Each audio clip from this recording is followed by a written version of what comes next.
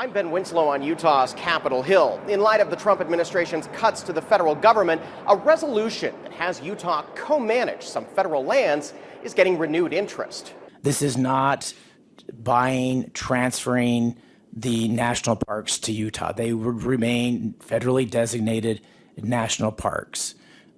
But clearly, there is a funding void, and the bureaucracy to get things done is immense. Representative Steve Elison's resolution seeks to have the federal government and the state jointly manage Utah's Mighty Five national parks, but also other federal lands. There's nearly $400 million in maintenance backlogs in the national parks, things like roads, trails, and restroom maintenance.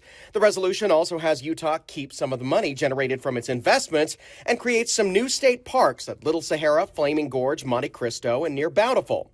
The resolution is getting more attention now given the deep cuts to the federal government. When we had the last federal government shutdown, instead of letting the national parks close, Utah stepped in and pumped in millions of dollars to keep our national parks open because we see the value for our people.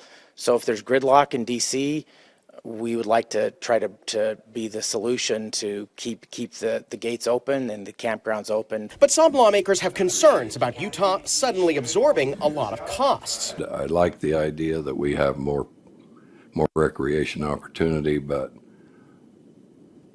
let's not get into the deep water without learning how to swim and how to fund all of these things. With the firing of a lot of our state employees and federal employees, we're going to face a lot of these parks that probably are not going to be able to let people go on to them. In public comment, the bill got support. This is not really a new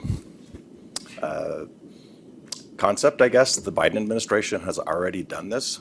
They did this with the Bears Ears National Monument. They signed a co-management agreement with the Bears Ears Tribal Commission.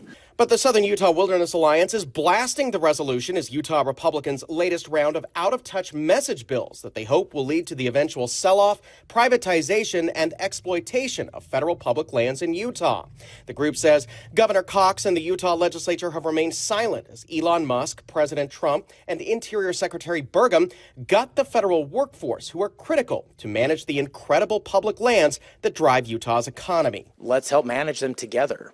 Not take them over, but on a co-management agreement, work together. So I think that the time is more important now than ever. That resolution passed out of committee. It now goes to the full House of Representatives for a vote.